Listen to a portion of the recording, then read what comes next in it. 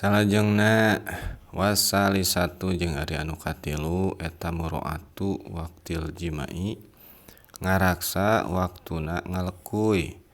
Ae waqtil ilaji tegasna dina waktu ngasupkeun si tampan bita'wizi kalawan maca ta'awudz watasmiyati jeung maca basmalah wa haqiz zakari jeung ngagaruk-garuk si tampan atawa ngagesek-gesek kitu nya. Bijawanibal farji kana pirang-pirang gigirna si bau. Wa gomzis sadyaini jeung ngagacel susu duana. Wa nahwi dzalika jeung sabangsa itu anu kabeh. Mimma tina perkara yuhariku anu ngagerakeun anu nimbulkeun gitu. Syahwatahu kana syahwatna si mar'ah atau si zawjah. Atau sakitu lah. Saterasna masih keneh nerangkeun dina adab-adaban ngalekuy anu tilu samemehna. Jadi adab-adaban ngalekuy samemeh dina samemehna gitu aya tilu. Ta ieu anu katiluna nomor katilu nyaeta ngaraksa dina waktu ngalekuy ngajaga dina waktu tegasna dina waktu ngasupkeun si tampan gitu kana si farji. Jadi kieu meureunan tah aya mun rek ngasupkeun misalkeun ieu si bau nya tah ieu si tampan tah dina rek ngasupkeun teh urang kudu hati-hati gitu. Maksudna hati-hati teh nyaeta memeh ngasupkeunana teh bita'wizi maca heula ta'awudz jeung maca basmalah ieu minimal gitu minimal. A'udzubillahi minasyaitonirrajim bismillahirrahmanirrahim. Engke aya doana nya di hareup doa dina rek nalika ngasupkeun gitu. Tah ieu minimal maca heula ta'awudz jeung bismillah.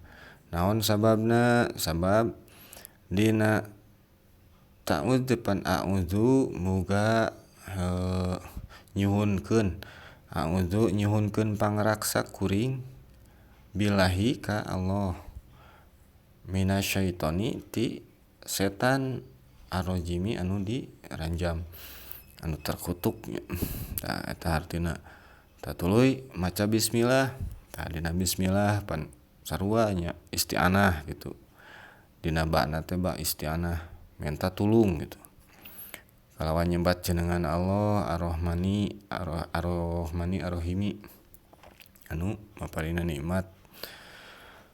Tah eta wa haqiz zakari tuluy tah samemehna teh tuluy garuk-garuk atawa ngagesek-gesek si tampannya kana gigirna si bau gitu kana bibirna tah.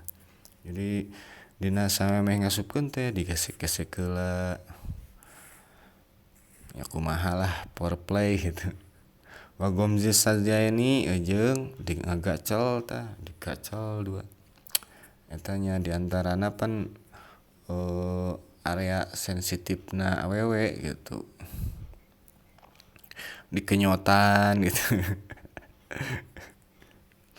Wa nahwi dzalika jeung sabangsaning eta anu kabeh gitu sabangsaning ngagesek ngagacel nya nyiuman gitu. Nyaeta tina perkara anu matak nimbulkeun kana syahwatna si zawjah gitu, si awewe.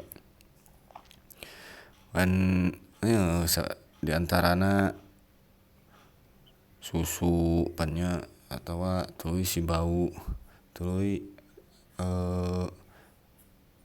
naon leher nya beuheung pan eta area sensitifna awewe itu tah eta dipancing heula intina mah lah Jadi kunaon pangna awewe kudu dipancing heula beda jeung lalaki gitu nya meureunnan geus kitu ti kodratna jadi awewe mah kudu aya pancingan beda jeung lalaki ari lalaki mah pan ku nempo wae oge lalaki mah geus gaceng gitu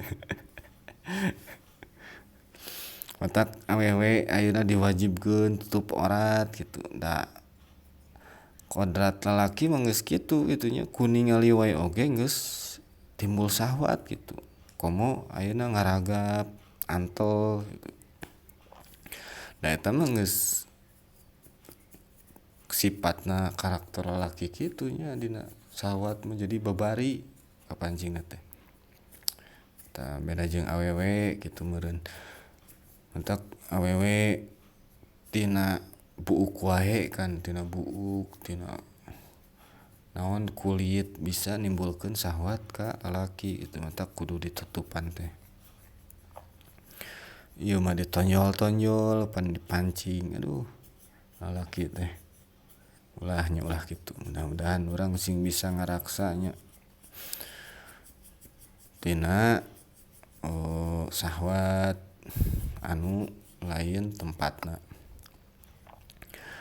kantun wa amalati bihalil jima'i wallahu a'lam bissawab.